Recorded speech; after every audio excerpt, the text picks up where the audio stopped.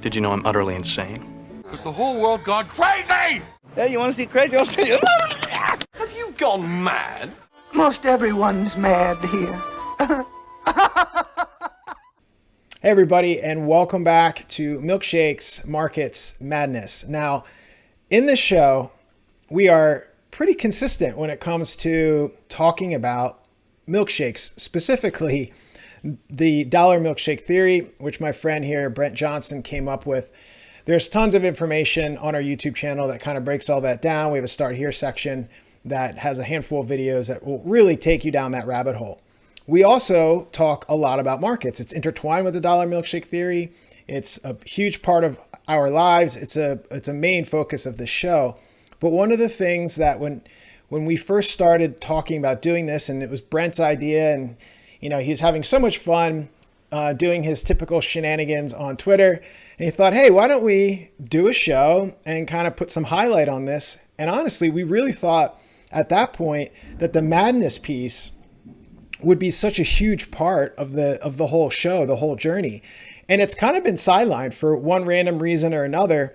So we decided to kind of bring it back up and give it its own slot in the week. And so this is going to be the madness segment of the Milkshakes Markets Madness show. Now, one thing I also want to highlight is if you're new to this entire program and you're just starting to chew through the content, or even if you've been with us for a while, you'll notice that all of our content is kind of broken up into segments. So we do a peak of the week at the start of the week. We have a longer full episode on the weekend. We do a midweek update. Now, each one of those segments has its own thumbnail. So as you're kind of navigating, you're doing your thing on YouTube, you're just watching, cat videos, and you'll see a thumbnail from us. You should be able to, through those thumbnails, after you've been with us for a little bit, realize what piece of content that is from the uniqueness of the thumbnail. And this one, for the Madness segment, will also have a thumbnail of its own. You'll be able to see, it'll say Madness Edition in the top right-hand corner of the thumbnail or something similar. So Brent, here we are. It's time to talk about some madness. And my God, is there anything more maddening than the fact that you're wearing a Barbie shirt? Barbie, man. I went to the movie week and a half ago. And you know what? Here's the hot take. It was great. There was absolutely nothing wrong with it. And it's funny because I actually saw some people on Twitter and social media made this big deal out of, it was this man-hating, woke, liberal agenda movie. And you know what? If you went into Barbie thinking it was going to be anything other than that, then your lack of self-awareness is a little bit off the charts, right? And the other thing is that there's plenty of things in this world that we can be outraged about. And I kind of feel like you have to pick your battles a little bit. If you go around getting outraged at everything that's a little silly or a little off or a little dumb or a little woke, well, then you're just going to spend the whole day shaking your fist at the cloud, right? And to be honest, I actually thought the movie I thought they actually addressed all of that stuff pretty well. They were very clear that they were kind of poking fun at the woke stuff. And at one point, the men take over, and then it goes back to the women. And my son was actually pretty clever. I thought he said he thought it was pretty funny because he said, well, it started off with the women in control, and then it went to the men being in control, and then it went back to the women being in control. He said they should have ended it just where both people are equal, which is probably how it should be, right? But anyway, you know what? I think it'll probably win an Oscar, which sounds absolutely ridiculous. And I agree with you. It sounds ridiculous. And then the other thing is that if you think that it was a horrible movie and you believe in free markets, then you're absolutely wrong, because this thing has made $1 billion. So the market absolutely disagrees with you. So anyway, that's my take on Barbie. I like the free market wrapping paper that you put around that little Barbie rant. You mentioned the madness. It's all madness. It's all madness. You mentioned the classic Simpson meme of the old man yelling at the clouds. Kind of the concept of this segment is using another cartoon as an example. And in Family Guy, Peter Griffin at one point had this segment where he was doing what really grinds my gears. So it's a bit of the craziness that goes on, and it's also a bit of the stuff that just we almost can't stomach it to a certain extent.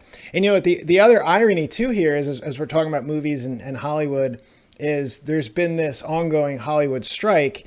And just recently I saw an article where they're talking about how, these striking actors and whatnot are now finding themselves into some financial predicaments, and they're running out of their social welfare or whatever type of unemployment they have. So I kind of found that a little ironic.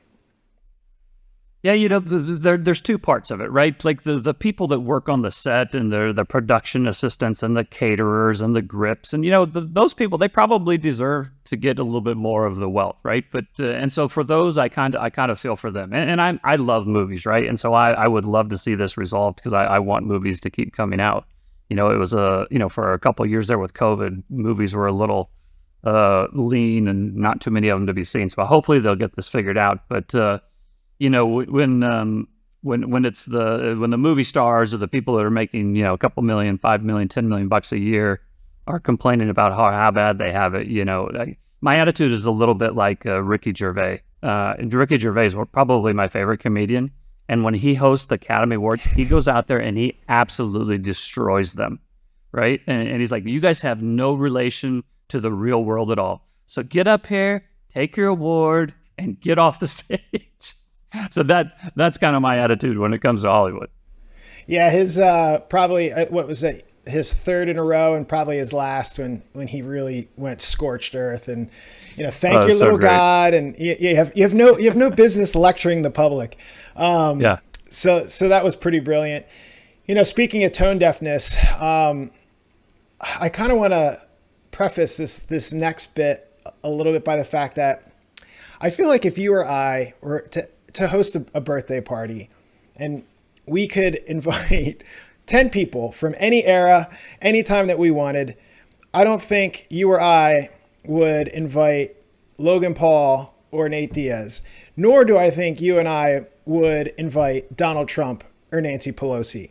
So let's be very clear about where our love and alignments are when we bring this next thing up, because everyone gets triggered when it comes to politics. All we really want to highlight here is the absolute hypocrisy and tone deafness. It was kind of funny seeing this article recently, and politics has certainly turned into like a playground fight where, Pelosi made these comments about Trump and how he looked like a scared puppy when he was indicted for whatever, the 15th time at this point.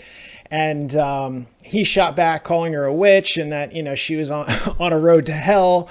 And it was just this silly back and forth thing. But the tone deafness piece that I thought was pretty interesting or ironic is she made a comment about how if Trump got elected again, the White House would become a criminal enterprise, which I thought was pretty ironic, and just shows how far removed they are from reality as much as these actors are when she's making those types of comments. And you have all the things that are going on right now with the Hunter Biden and Joe Biden investigation. Yeah, hypocrisy abounds all over the world, right? And it's certainly not limited to politicians and politics, but it is on display more often than not when it comes to politics. And the ability for these people to get up in front of the world and just with the most self-righteous and condescending attitude and point out the evil and the bad things the other side is doing when they themselves are doing the exact same thing. And listen, this time it happens to be Nancy Pelosi. The Republicans are just as guilty. This is and I think there's nobody more self-righteous and hypocritical than a self-righteous Republican. And I grew up with them, so I know. But it's just, the madness. Well, here's the thing. Here's where it really gets maddening, is that politicians have always been kind of at each other, right? It's a competition, and they're never typically going to agree.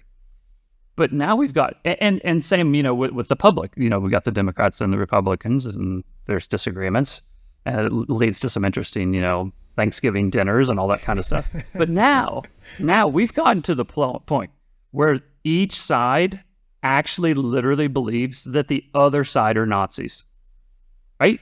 Like, the Republicans literally believe that the Democrats are Nazis, and the Democrats literally believe that Trump and the Republicans are Nazis. And the maddening part is that whoever wins the election next year, the other side is absolutely 100% not going to accept it. It's just, that's just reality. That's where we're at. Yeah, let's not go down the political rabbit hole too much, but I feel like at some point, just a conversation, maybe it'll be in the madness segment around why we don't have a blockchain or more secure type of voting system. But yes, let's not get too many people riled up by going down the political path on this short segment. But we're not done talking about hypocrisy and tone deafness, because the other thing that's been interesting is some of the stuff that's been going on in collegiate athletics. We've had, people being able to finally monetize their personal brands in the space. But, I think the biggest marketplace for all of that has been the NCAA football. And there's been some interesting jockeying as far as where teams are playing. Yeah, this has been one of my pet peeves for as long as I can remember. Even being in high school, I used to think this was stupid. And when I got into college, I definitely thought there was a lot of hypocrisy going on. It has to do with, the administrators and the coaches and, basically the whole NCAA or collegiate athletic system has always branded itself as it's a great opportunity to get to go to school for free and play college athletics, and you should be thankful for the privilege. And listen, there is some truth to that, and perhaps 30 or 40 years ago, there was more truth to it than today. But by the time I was in college, and this is 30 years ago, which, Jesus, I'm getting old. But 30 years ago, the college athletes, there was basically a full-time job. It was basically a full-time job for which they didn't get paid. And a lot of the kids who were playing sports came from really poor families, and NCAA rules precluded them from going and getting a job. Because they thought that if schools could help these kids get jobs, then the rich schools would get them good jobs, and the poor schools would not get them. And so it would lead to this inequality. And so a lot of these kids that were, full-time college athletes, didn't have any money. So yeah, they could go eat at the training table for free, but they couldn't go get a burger at night. They couldn't go to the movies. And I knew these guys. So I know that this is not bullshit. This is how it was. But at the same time, the coaches' salaries and the school administrative salaries kept getting bigger and bigger and bigger.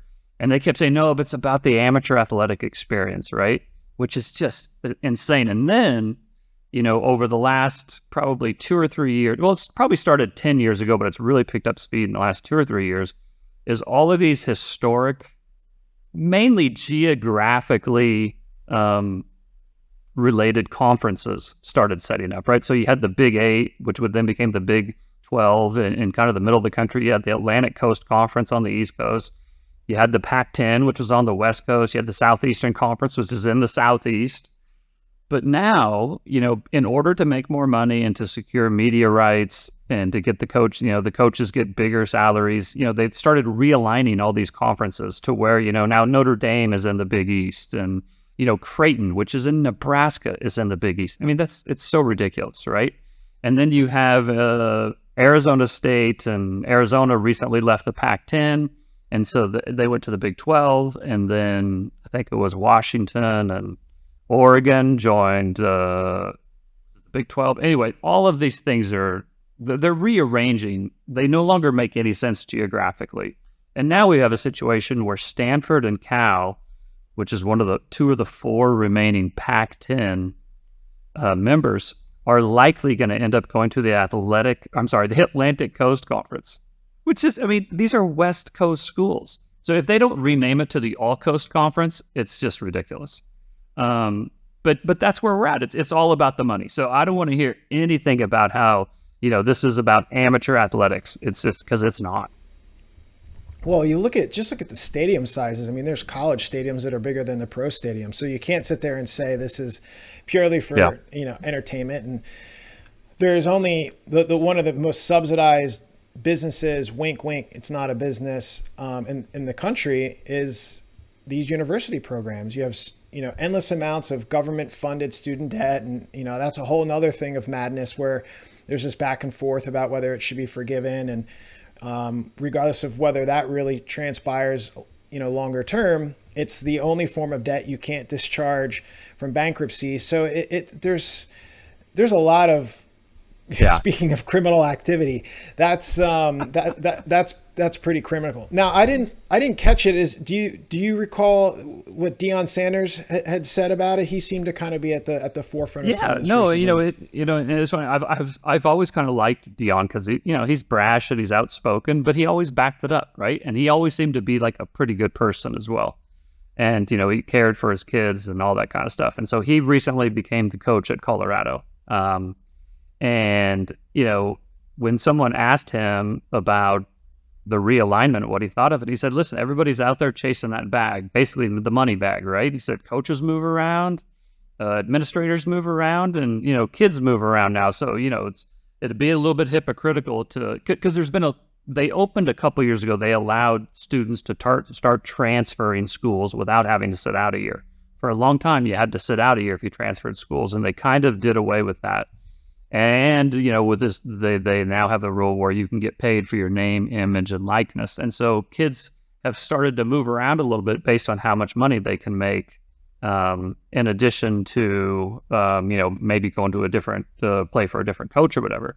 And there's been a lot of people who've kind of pushed back on that and said, oh, that's taking away from the historical collegiate sports. And, Deion was basically just pointing out the hypocrisy that coaches move all the time, administrators move, but now a kid can't move and take advantage of the same thing that everybody else is taking advantage of. So I think I think that is, I'm really glad he said it, because the other thing is that there is no other. Imagine you're going to school and you're studying. I don't know. You're learning how to be an electrician, right?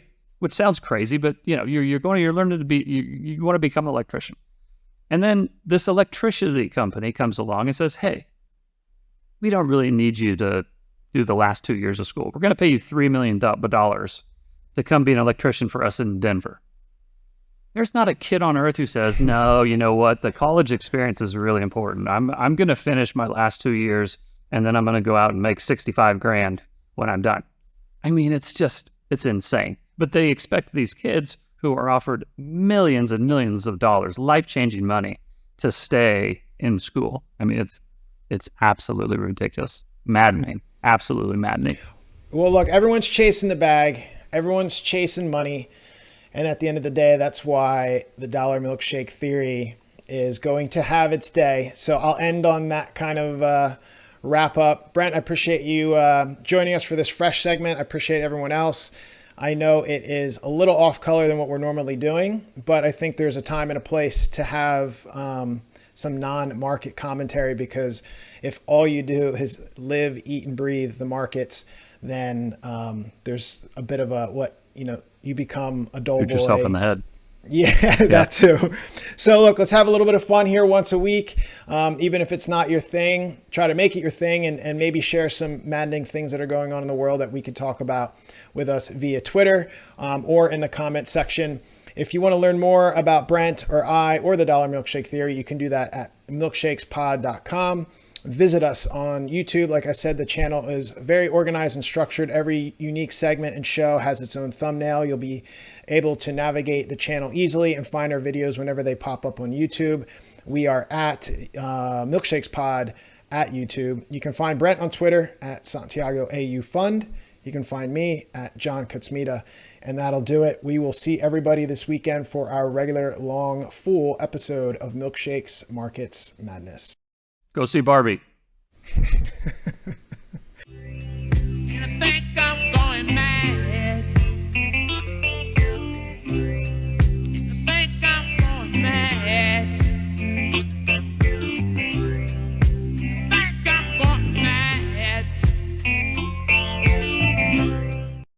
This show is provided for entertainment and informational purposes only. It should not be relied upon as legal, business, investment, or tax advice. Neither the hosts, guests, nor any funds they may manage intends to make an offer or solicitation for the sale or purchase of any specific securities, investments, or investment strategies.